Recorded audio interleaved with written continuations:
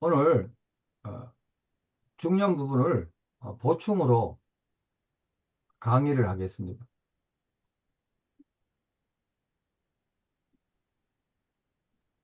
굉장히 중요합니다.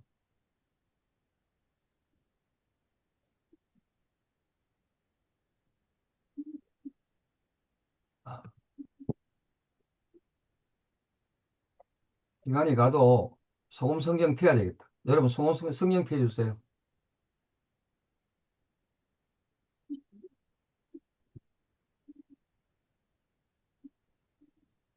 1장 1절 보면은 태초에 하나님이 천지를 창조했다 라고 나옵니다.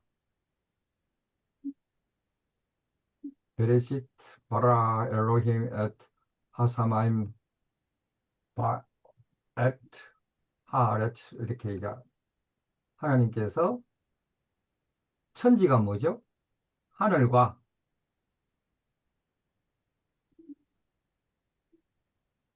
땅, 땅을 영어로 earth라고, 지구라고 했더라고요. 대표적인 거니까 관계없습니다. 창조했다. 그 사람들 보기엔 완전하게 창조했다, 이거라. 창조했는데, 땅이 혼돈하고 공허하며 흑암이 깊음 위에 있고, 하나님의 신은 수면에 운행하더라. 요 창세기 1장 1절과 2절 해석을 한번 해보겠습니다. 요 해석하는데 두석 달 걸리는데 간단하게 해보게요. 요 해석만 하는데도 엄청나게 걸립니다, 시간이. 1장 1절만 하는데 이 논문이 엄청난 시간이 걸립니다. 이 학계에서. 쉽지 않은 부분인데 그렇게 못 다루고 간단하게 한번 질문이 이거였어요. 무슨 질문이냐?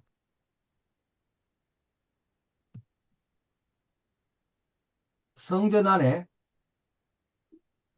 우두머리 대신 예수 그리스도 안에 성전 안에 우두머리 대신 안에 엘로힘 하나님과 함께 하늘과 땅을 창조했다. 그 창조했으면 발화가 끝난 거거든요.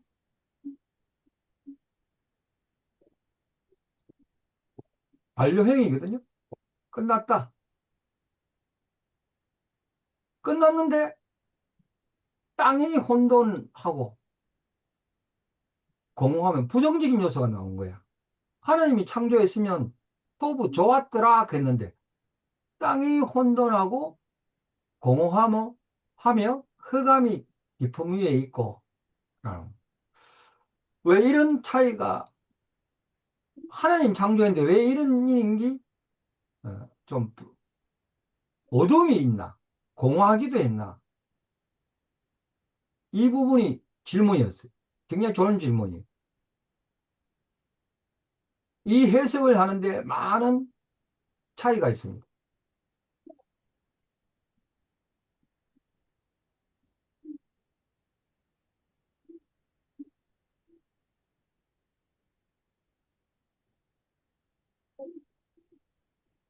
여기 외라도 있고 바라도 있습니다. 요 앞에 거 웨하렛 하얏 토후 와 보우 여기까지 해서 땅이 되었다.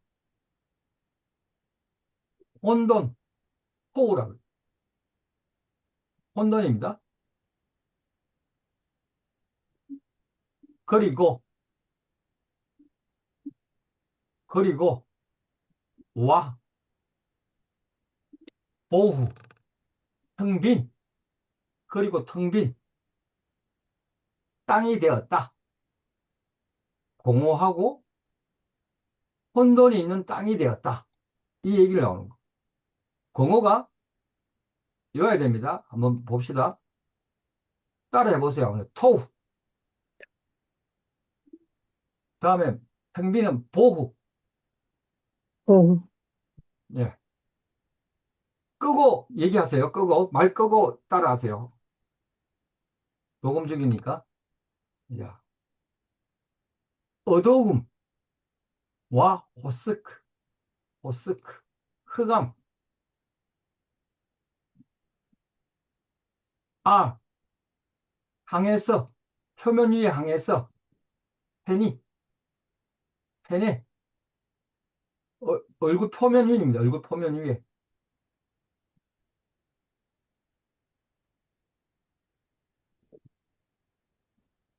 이런 땅이 공허와 혼돈이 되어 있고, 그 어둠이 얼굴 표면 위에 있는 거예요. 깊은 물 바다 얼굴 표면 위, 터호흠, 터호흠.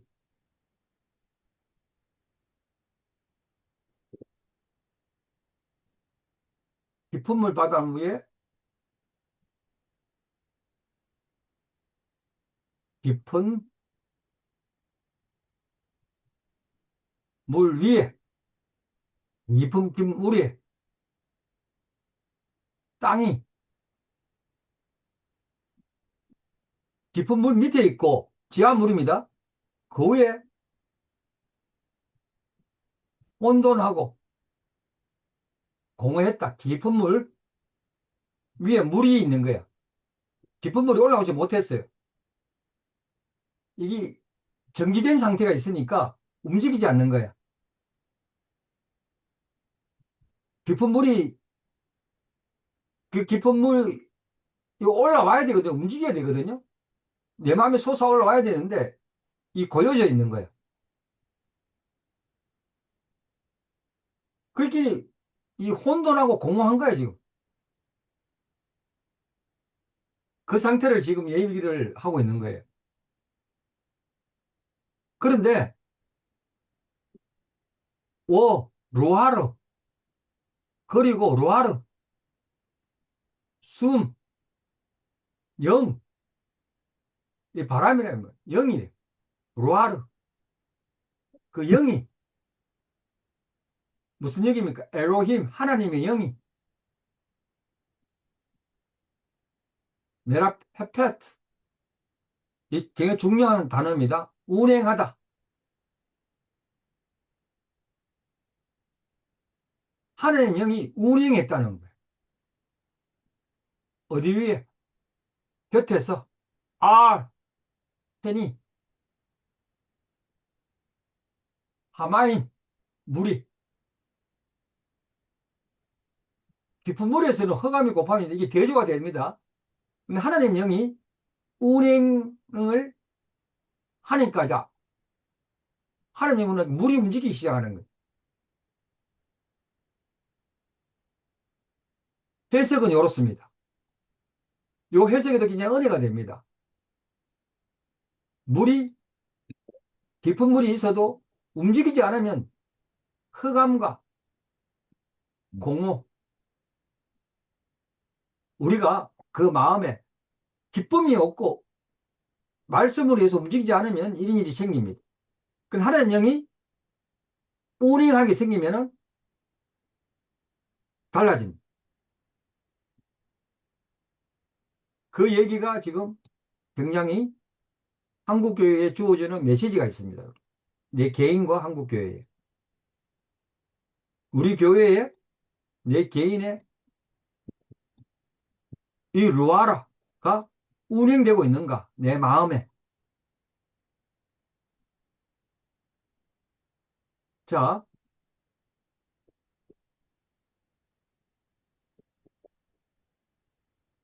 제가 해석을 1장 1절 보니까 어떻게 해석했습니까? 베레시트라는 것은 태초에라는 말과 두 번째는 하나님의 성전 안에 예수 그리스도 안에 하나님 성전 안에 예수 그리스도 머리 대신 예수 그리스도 이게 베레시트가 첫머리 태초에 첫 열매란 머리 있거든요. 이 두 가지 해석을 우리가 일반적으로 이렇게 해석을 했는데 제가 해석하기는 배는 성전 집 안에 레시트 머리가 누구면 예수 그리스도 이렇게 해석했습니다. 굉장히 메타포가 다릅니다. 해석과 메타포를 저는 메타포를 은유적으로 했습니다. 그 요 해석이 1장과 2장을 어떻게 해석에 따라서 진도가 우리 생각하는 방향이 해석의 방향이 달라집니다. 요걸 좀 더 살펴보도록 하겠습니다.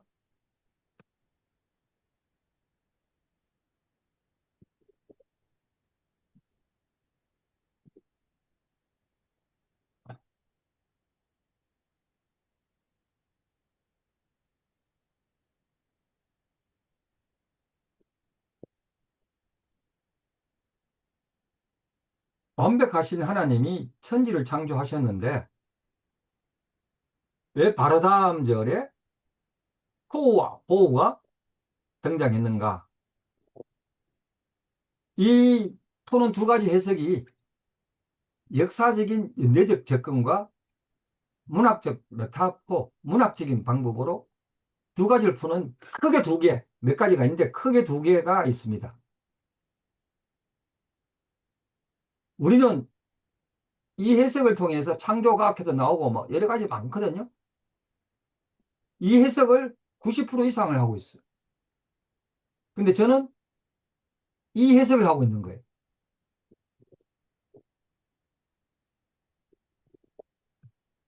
이 해석을 완전 분리해서 하는 사람이 있고 저는 이걸 같이 합해서 하는 해석이에요. 종합적으로 하면서 긴장감을 가지면서 해석을 하고 있는 거 지금 여러분에게 소개하고 있는 게.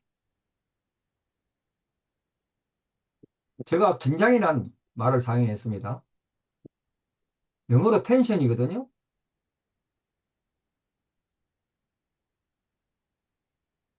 이 말은 굉장히 좀 신학적 얘기인데 우리는 긴장을 갖고 있어야 됩니다. 텐션을 갖고 있어야 됩니다.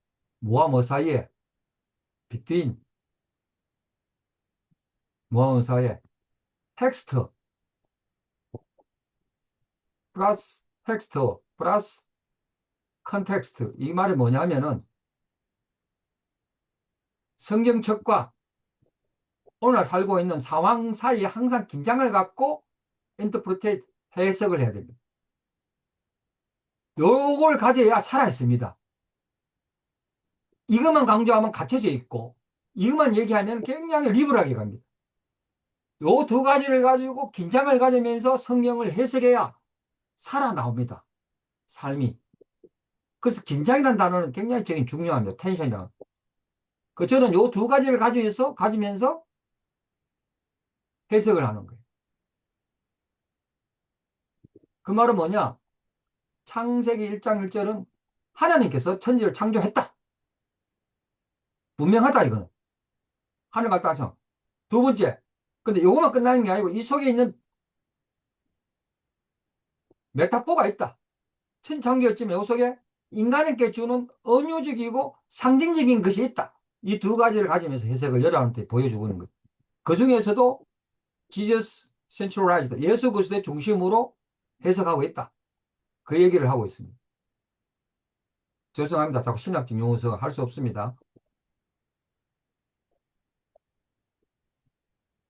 자, 첫 번째, 연대기적 접근에 있어서 간격설이 있습니다. 뎁데롤이라고 있는데 간격. 1절은 완벽한 창조를 했습니다. 근데 2절을 보니까 수억 년이 지나서 황폐해졌다 이거야. 그러니까 재창조가 이루어졌다는 거야. 재창조가. 3절부터 첫째 날이 둘째 날 막 나오잖아요. 요 사이에 간격이 있었다. 이 신학문이 아주 발달되어 있습니다. 제가 어릴 때 봤던 밀턴의 신라원에도 이런 얘기가 나와요. 재미있게 나와요. 여러분 이걸 맞는지 모르지만 그 사단의 타락에 의해서 전쟁이 일어나 천사와 전쟁이 일어나서 땅에 폐해가 된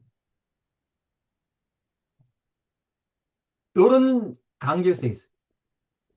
그럼 여기 장점과 단점이 있어요. 그 장점이 뭐냐? 장점을 보니까 지질학적으로 특히 오래된 지구론, 지구론이라고 그러죠. 오래된 지구론.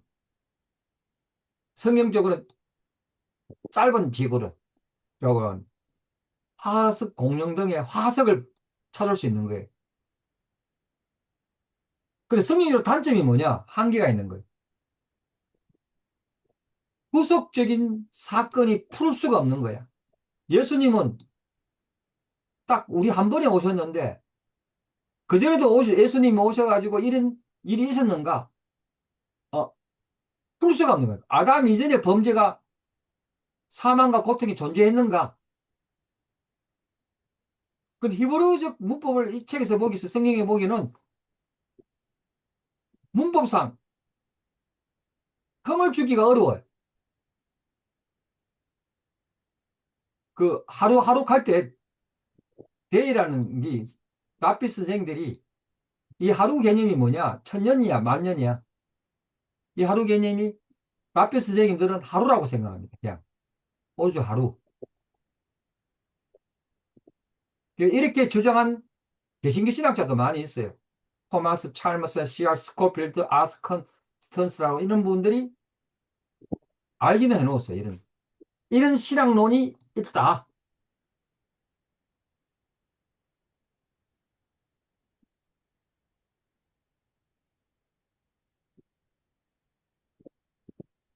두 번째는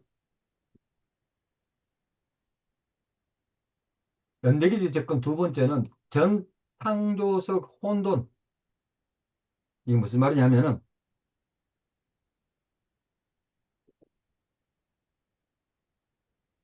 태초에 하나님을 천지를 선언했어, 선언. 그 실제 출발이 2절이야. 그 창조 전에 이미 혼돈과 질서가 없는 무정령 정태가 존재했다는 거예요. 혼돈과 공허와 존재했다는 거예요. 창조 전에. 그 1절은 1장 전체를 대표하는 표제다. 타이틀이다. 시작할 때 혼돈과 물이 존재했다. 라고 보는 거예요. 그 이 얘기는 뭐냐? 고대 건동, 어, 모세 오경을 적기 전에 이보다 오래된 고대 건동의 서사시가 길가메시 서사시, 우리 신학교 보면 이거 많이 배웁니다. 길가메시 서사시, 이런 말뚝의 얘기, 이런 얘기가 이에 구약에 준하는 얘기가 많이 있고, 그것을 모세 오경을 적을 때 이걸 참고했다. 비슷한 얘기가 있었다. 이걸 하는데 도움을 줘요. 신학교는 이걸 많이 봅니다. 그런데 그 단점이 뭐냐? 하나님이 창조 이전부터 물질이 존재했다. 물이 존재했다. 물이 존재했다는 것은 뭔가 생물에 아주 미세한 균이 있다는 말 것 같아. 그래야 뭔가 이상해지잖아. 창조주 이전이 뭔가 창조했다는 말. 그러니까 이건 좀 자유학자예요. 게르하트, 폰라트, 헤르만 궁겔, 브루스 이렇게 존데이라는 사람들이 주장한 거야. 이 신학의 한 부분입니다. 여러분, 이거 굉장히 중요합니다. 자, 연대기적 접근 세 번째, 점진적인 창조설이다. 1절이 철저하게 무로부터 우주 원재료를 찾아냈다. 무로부터, 엑사힐부터, 무로부터 창조했다. 그 아주 기본적인 에너지를 창조했다. 그 빛을 창조하는 것 같이. 그러고 난 다음부터 2절부터는 메라페타트 성령의 하나님의 영이 엘로힘 루아르가 메라페타트라 그러잖아요. 성령을 품꿈으로써 이자 빛을 창조하고 이렇게 채워져 나갔다. 요 부분이 개신교적 입장이 많습니다. 자, 단점은 무로부터 창조 교류적인 수호를 합니다. 교리적인. 억지스러운 가정이 없는 굉장히 좋은 부분입니다.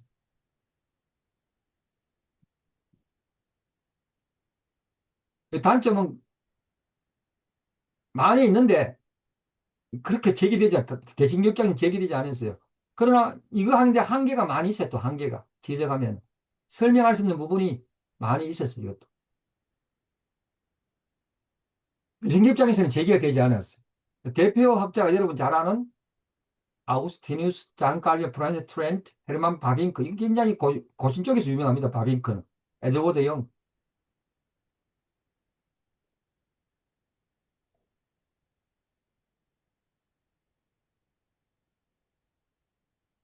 자,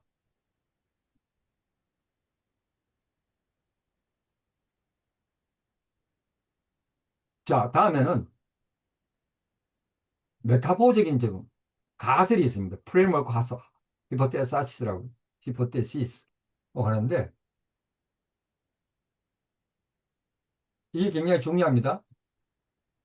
가설. 우리가 쓰는 이 부분이 영향을 받았습니다. 이제 보니까 혼돈 토, 공허 보호 형태가 같고 비어있다. 이게 무슨 의미냐? 그래서 연대기적 접근법, 점진적 창조설과 아울러 저는 이걸 갖고 있는 거예요. 그러니까 메라페라트 하나님 영이 품고 있으면서 하나씩 만들어가는 메타포를 갖고 있는. 1일은 빛과 어둠을 만들고 2일은 물과 하늘과 날랐고 3일은 육지와 식물 이렇게 형태를 포밍하고 있잖아요. 만들어가고 있잖아요. 혼돈에서 만들어가고 있잖아요. 공허를 채우고 다음에 4일째 그는 1일에 4일에 하늘에 강명체를 만들고 2일에는 바다가 생물을 만들고 공중의 새를 6일은 3일 6일째는 땅이니까 동물과 사람을 만들고 이 채워가는 영역. 그래서 일장은 과학의 일지가 아니다. 혼돈과 공허를 대칭적으로 해결하시는 하나님의 주권을 선포하는 고대의 문학적 틀이다. 문학적 표현을 갖고 있는. 그 정교한 성경 신학적 문학 구조, 입증, 과학, 연대와의 불필요한 충돌 방지를 하기 위해서 이렇게 지금 하고 있는. 단점은 너무 지나치게 이렇게 해석하면은 신화적 비유로 전략할 수가 있다. 알레고리컬하게 해석할 수 있다. 이 학자는 아레 리드보스, 메리데스 클라이 마크 로스라는 사람들이 쓴 거예요. 캐나다 학자가 있어.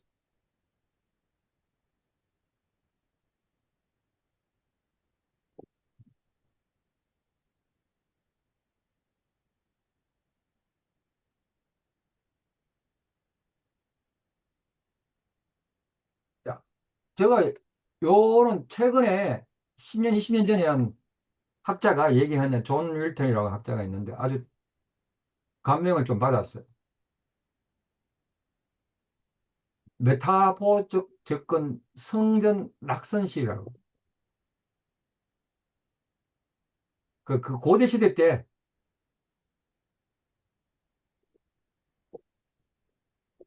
천지가 하나님께 천지를 창조했다. 뭐냐 선포적이잖아요.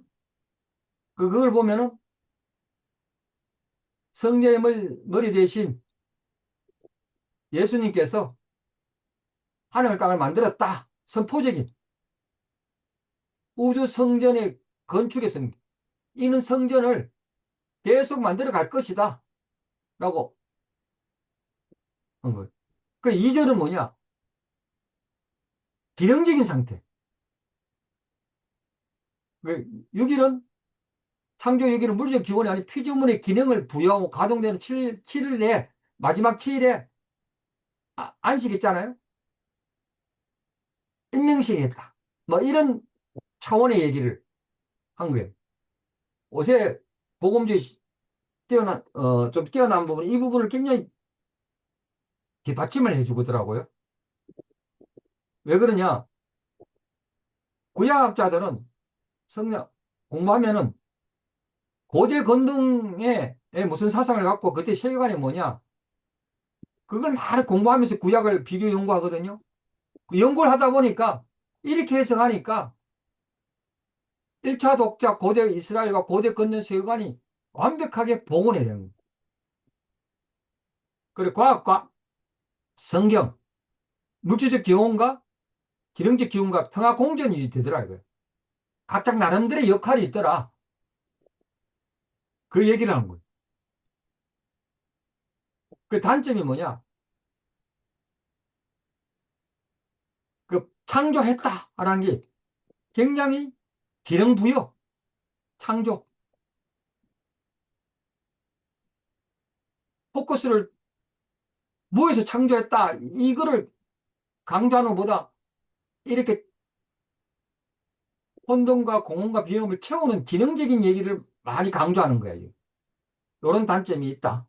신학은 다 단점과 장점이 다 있습니다.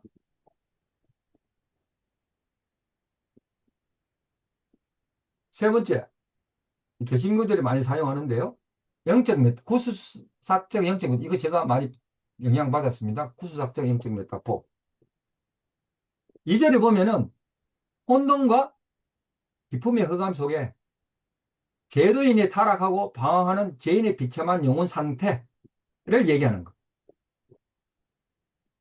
그 성령의 메라자페트 운행하심. 제가 그랬잖아요. 깊은 물에 성령이 운행하지 않으면은 고의가 돼가지고 선물이 나온다. 공허와 병이 나온다. 운행하니까 품으시니까 운행한다는 알을 품다는 말이거든. 메라자페트가 알을 품다는 말이거든요. 알을 품으니까 창조가 1일, 2일, 3일 막 이런 일이 생겨나는 거. 빛이 막 일어나고 이런 일이 생겨나는 거. 그 물리적 천지 창조의 과정을 타락한 죄인 영혼에 임하는 영적 재창조의 과정으로 대입하여 묵상하는 설교학적 고전적인 해석입니다. 장점이 뭐냐? 성도들에게 실존적 위로와 영적 감동에 극도게 해줍니다. 단점은 뭐냐? 너무 알레고리, 우화적인 해석으로 흐를 경우가 있습니다. 조심해야 됩니다. 역사성이 휘발될 수가 있다. 존 오웬 메티오리. 그래, 많이 보니까 장점 다 있잖아요. 우리는 뭘 선택할 건가? 아까 미리 이야기했습니다. 긴장감 있게, 긴장감 있게 해야 되는데, 역사기적, 연대적 방법과 메타보적인 이런 방법을 취사, 선택할 필요가 있다.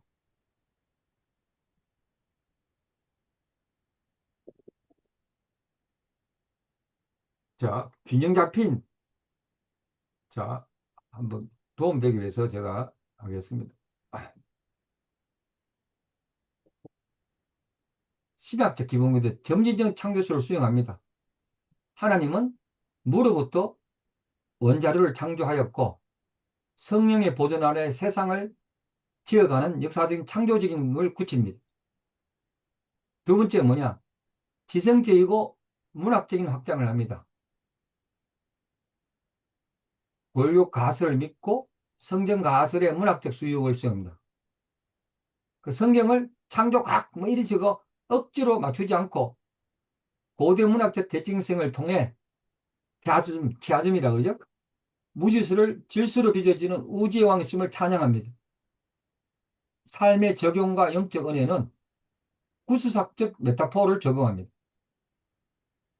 역사적 창조 기반을 위해서 나의 헌от스러운 영혼 위에도 성령님께서 운행하시는 말씀의 빛을 비추시는 물을 비추시는 여기 굉장히 중요한 부분입니다. 이걸 내가 정리하는데 사실 여러분이 정리해야 돼요.